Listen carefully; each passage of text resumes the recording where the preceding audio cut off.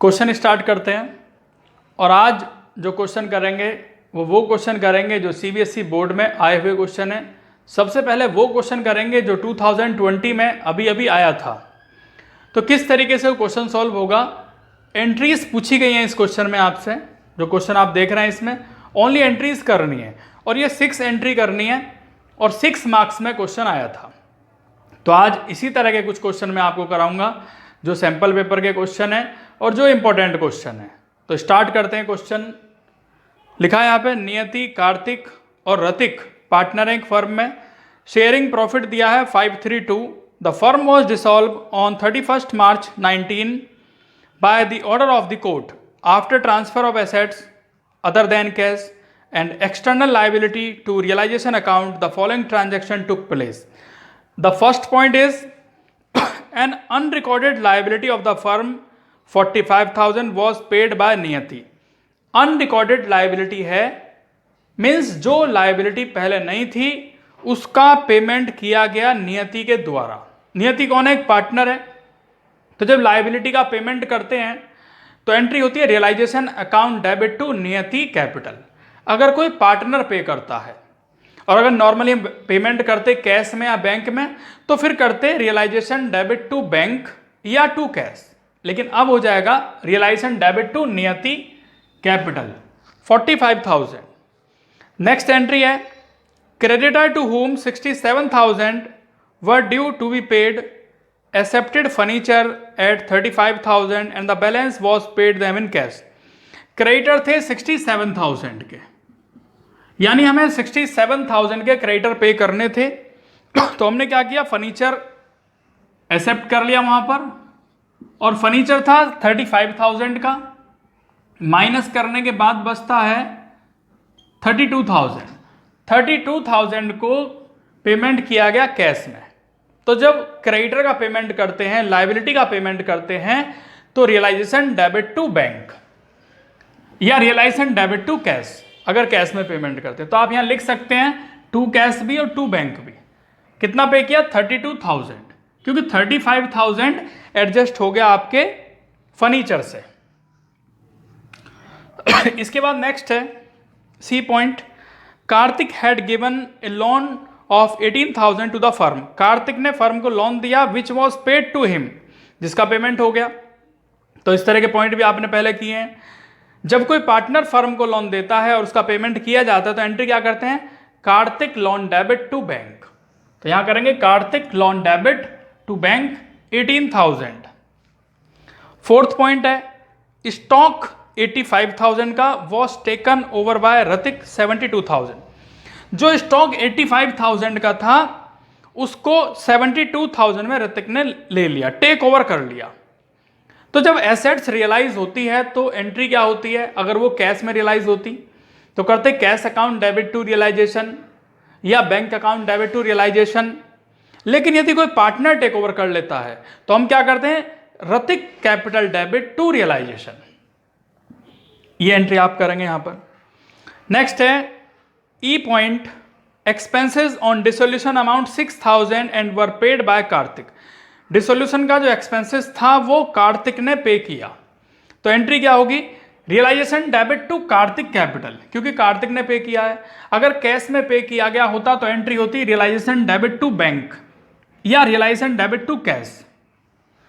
And last entry is loss on dissolution amount 40,000। Loss कितने का है? 40,000 का लॉस है। अब लॉस क्या होता है, डेबिट बांटेंगे तो क्या कर देंगे, क्रेडिट। तो partners capital debit means Niyati capital debit, Kartik capital debit, Ratik capital debit to realisation, जब रियलाइजेशन पर लॉस होता है। और ये 40,000 जो डिस्ट्रीब्यूट होगा वो डिस्ट्रीब्यूट होगा 5:3:2 में। तो इसे 5-3-2 में आप डिस्ट्रीब्यूट कर दोगे। तो ये क्वेश्चन आपका यहां पर कंप्लीट हुआ।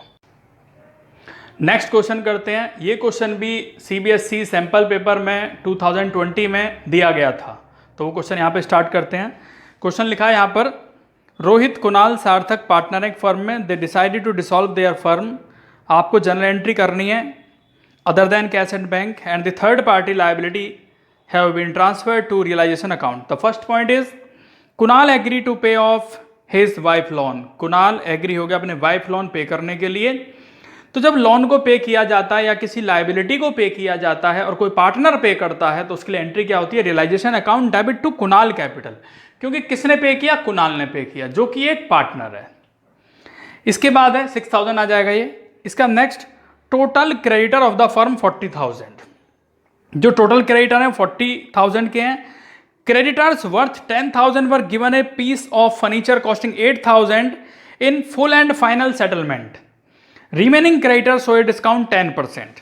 बाकी जो क्रेडिटर है उस पर कितना डिस्काउंट दिया गया, उस पर 10% का डिस्काउंट दिया गया। तो सबसे पहले यहां पर स्टूडेंट जो पॉइंट दिया है, क्रेडिटर्स दिए 40,000 के क्रेडिटर्स थे हमारे, यहां पे लिखा है कि उसे क्या दे दिया हमने, फर्नीचर दे दिया और 8,000 का फर्नीचर क्रेडिटर को दे दिया।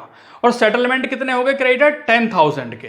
तो मींस इसमें से आपको 10,000 माइनस करना होगा और ये बचता है फिर 30,000, क्योंकि फर्नीचर तो 8,000 का है लेकिन सेटलमेंट हुआ 10,000 कि भाई 10,000 आपके कैंसिल हो जाएंगे। तो रह कितने गए, 30,000।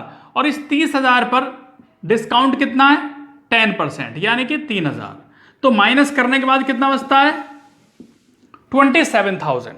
यानी आप लिख देंगे यहां पर रियलाइजेशन डेबिट टू बैंक 27,000।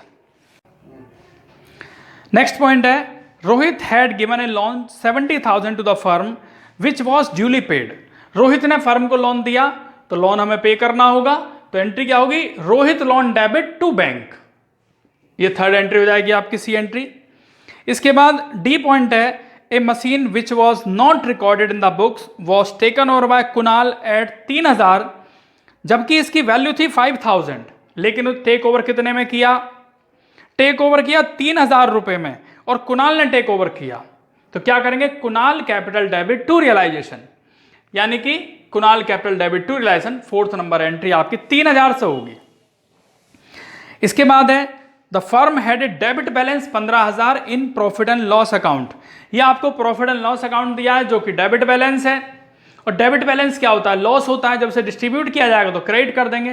तो पार्टनर्स को आप डेबिट करेंगे। यहाँ पे पार्टनर्स कौन है, Rohit capital debit, Kunal capital debit, Sarthak capital debit to profit and loss. और ये डिस्ट्रीब्यूट किया जाएगा यहाँ पर, यहाँ पर कुछ नहीं लिखा हुआ है किस तरीके से डिस्ट्रीब्यूट करना है। तो इक्वल इक्वल आपको यहाँ डिस्ट्रीब्यूट करना है, यानी कि 5,000, 5,000 एंड 5,000। लास्ट पॉइंट है, इंपॉर्टेंट पॉइंट है, ध्यान से देखेंगे सभी। सार्थक पेड द रियलाइजेशन एक्सपेंसेस 16,000। सार्थक ने कितना रियलाइजेशन पे किया, 16,000 out of his private fund, अपने पास से, अपने पर्सनल अमाउंट में से। Who was to get a remuneration 15,000 for completing dissolution process, जिसे रेम्युनरेशन मिला कंपनी से, फर्म से 15,000 रुपए का। एंड वॉज रेस्पॉन्सिबल, और उसके पास सारी रेस्पॉन्सिबिलिटी थी to bear all the realisation expense, कि सारे रियलाइजेशन एक्सपेंस आप ही बियर करेंगे। इसलिए वहां पे एंट्री क्या होगी, रियलाइजेशन डेबिट टू सार्थक कैपिटल, जितना उसको रेम्युनरेशन मिला है, खर्चा चाहे जितना ही भी हो, लेकिन जो अमाउंट मिलेगा फर्म की तरफ से उससे ये एंट्री होगी। तो ये क्वेश्चन यहां पे आपका कंप्लीट हुआ। नेक्स्ट क्वेश्चन करते हैं, लास्ट क्वेश्चन किस तरीके से करना है देखेंगे आप। यहां पर इंपॉर्टेंट क्वेश्चन है ये भी। यहां पे लिखा है, X and Y are partner, they decided to dissolve their firm, pass necessary entry assuming that various assets and external liability have been transferred to realisation account. And the first point is, excess loan was appearing on liability side of balance sheet 40,000 का है X loan. He accept an unrecorded assets, और जो unrecorded assets है वो 60,000 की है, जिससे उसे फुल पेमेंट किया गया, full settlement of his account. यानी लोन तो है 40,000 का, लेकिन जो अनरिकॉर्डेड एसेट्स है वो 60,000 की है, तो उससे उसका सेटलमेंट कर दिया। तो एंट्री क्या होगी, X loan debit to realisation. आप इसमें करेंगे excess loan debit to realisation. इसके बाद नेक्स्ट पॉइंट है, रमन एक क्रेडिटर, रमन एक क्रेडिटर है और उसका अमाउंट है 25,000, 25,000 रुपए were due to be paid accept an unrecorded computer 18,000। और जो कंप्यूटर था वो अनरिकॉर्डेड था, जो कि 18,000 का था, एट ए डिस्काउंट 10%। अब उस 18,000 पर 10% डिस्काउंट है, मीन्स 1,800। तो 18,000 में से 1,800 माइनस करने के बाद बचते हैं 16,200, 16,200 बचते हैं। Balance what paid him in cash, balance कैसे पे कर दिया, कैश में पे कर दिया, तो 16,200 तो यहां से एडजस्ट हो जाएंगे और बैलेंस बचता है 8800, इसका पेमेंट कैसे किया गया, कैश में, तो आप करेंगे realisation debit to bank 8800। Third point है Sudhir an unrecorded creditor, Sudhir एक अनरिकॉर्डेड क्रेडिटर यानी पहले नहीं थे ये, अब हैं, accept an unrecorded vehicle of 20,000, और उसे एडजस्ट किससे किया गया, अनरिकॉर्डेड व्हीकल जो 20,000 का है जिसको 25,000 में एडजस्ट किया गया, यानी कि 40,000 के हैं वैसे ये, और इसमें 25,000 का क्या है, अनरिकॉर्डेड एसेट्स है, इससे एडजस्ट कर दिए, तो कितना रह गया, बैलेंस को पे किया कैश में, तो आप करेंगे यहां पे रियलाइजेशन डेबिट टू बैंक जो कि अनरिकॉर्डेड लायबिलिटी थी, तो उसका पेमेंट कर दिया 15,000 रुपए से। नेक्स्ट आता है fourth point, there was a contingent liability in respect of bill discounted but not mature 20,000, ये नॉट मैच्योर मीन्स इसका पेमेंट नहीं करना है, तो नहीं पेमेंट करना है तो इसकी कोई एंट्री आप यहां पर नहीं करोगे। लास्ट पॉइंट है फर्नीचर 20,000 का है, गुडविल 30,000 की है, appearing in the balance sheet but no other information was provided regarding these two item, furniture और गुडविल के बारे में कुछ नहीं कहा गया है, तो अगर किसी एसेट्स के बारे में कुछ नहीं कहा गया है तो उसकी कोई एंट्री नहीं होती है, तो इसलिए यहां पर भी कोई एंट्री नहीं होगी। इस तरह आपका ये क्वेश्चन कंप्लीट हुआ और चैप्टर भी आपका कंप्लीट होता है डिसोल्यूशन ऑफ पार्टनरशिप फर्म।